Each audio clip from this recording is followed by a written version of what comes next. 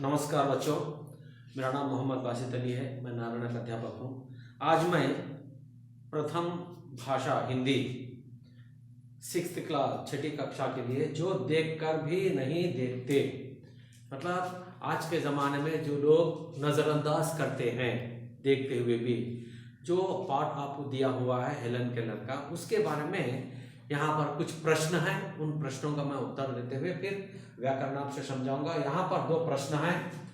2 प्रश्न के लिए एक के लिए 3 अंक हैं, यानी 3 + 3 6 अंक हो गए।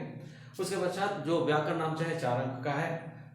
पहले प्रश्न देखिए, हेलन केलर का परिचय दीजिए। लेखिका का परिचय लिखना है। परिचय मतलब है उनका जीवन के बारे में हमें बताना है।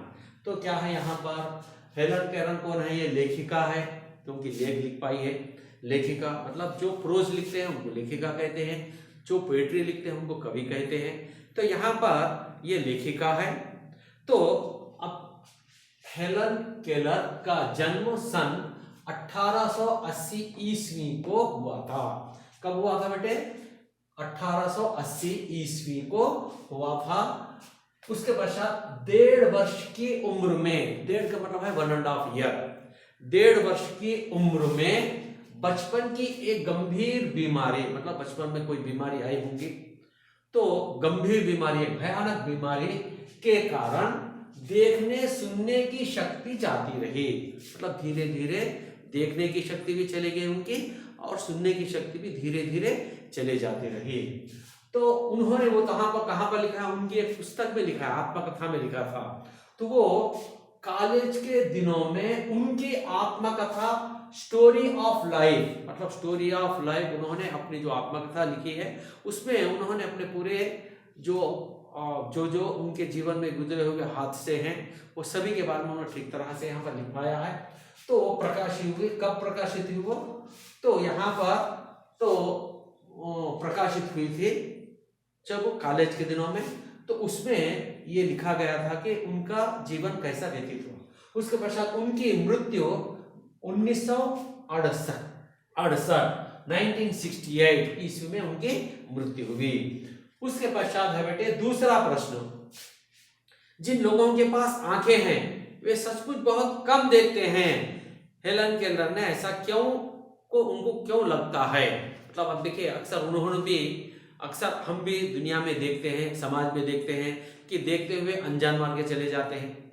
तो ऐसी अवस्था में यहाँ पर उन लोगों के लिए जो देखते हैं भी अनजान मार देते हैं, उनके बारे में ये खासकर प्रश्न है बेटे। तो जिन लोगों के पास आंखें हैं लेकिन हम क्या करते हैं, टेक इट इजी में देखते चले जाते हैं, उसके बारे में उनका क्या कहना था? हेलन केलर के अनुसार जो लोग देख सकते हैं वे लोग छोटी छोटी वस्तुओं या दृश्यों को नजरअंदाज कर देते हैं। नजरअंदाज करने का मतलब है मतलब देखते भी नजरअंदाज कर देना, टेक इट इजी लेके चले जाना। तो फिर क्या कहते हैं, प्रत्येक दृश्य के प्रति वे ध्यान नहीं दे पाते हैं। अब देखिए, इसीलिए तो हमारे जीवन में, हमारे शरीर में जो भी अवयव है वो हमारे लिए नेमत है। आंख है तो हम आंखों से, हम जिसको आंख नहीं है उसको मालूम होता है कि आंखों के महत्व क्या है, जिसको कान नहीं है उसके मालूम होता है कानों के महत्व क्या है। तो यहाँ पर उनको कान नहीं थे, आंख नहीं थे, इसलिए उन्होंने महत्व जान पाया, इसलिए वहां पर उन्होंने अपना अनुभव के साथ यहाँ ठीक तरह से लिख पाए हैं। उसके पश्चात बेटे अब हम व्याकरण की ओर चलेंगे।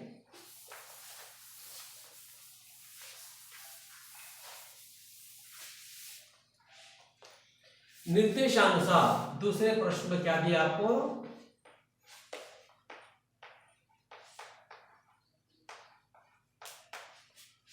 निर्देशानुसार लिखिए, मतलब यहाँ पर निर्देश किया गया, वो हिंट दिया जाता है। तो साइड में इसके लिए है 4 × 1 4 मार्क। इससे पहले हम जो पढ़े थे 2 × 3 6। ओके बेटे, तो अब यहाँ पर आप देखिए, संभव का विलोम शब्द लिखना है। पहला शब्द है संभव। संभव का विलोम शब्द क्या होता है बेटे? असंभव। संभव होना, असंभव होना। उसके पश्चात है जंगल। जंगल का पर्यायवाची शब्द लिखना है। जंगल के पर्यायवाची शब्द, पर्याय मतलब उसके और अर्थ निकलते हैं। क्या क्या है बेटे? एक है अरण्य, उसके पश्चात है वन, उसके पश्चात है कानन आदि, और कहीं आ सकते हैं लेकिन आपके लिए 3 काफी है। उसके पश्चात है आनंदित, तीसरा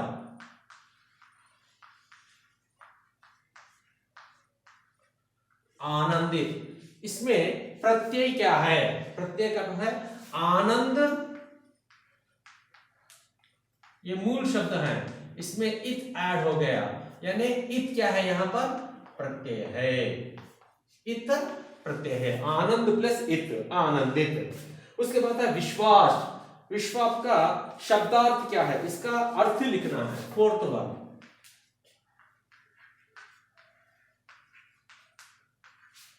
विश्वास, इसका अर्थ क्या होता है?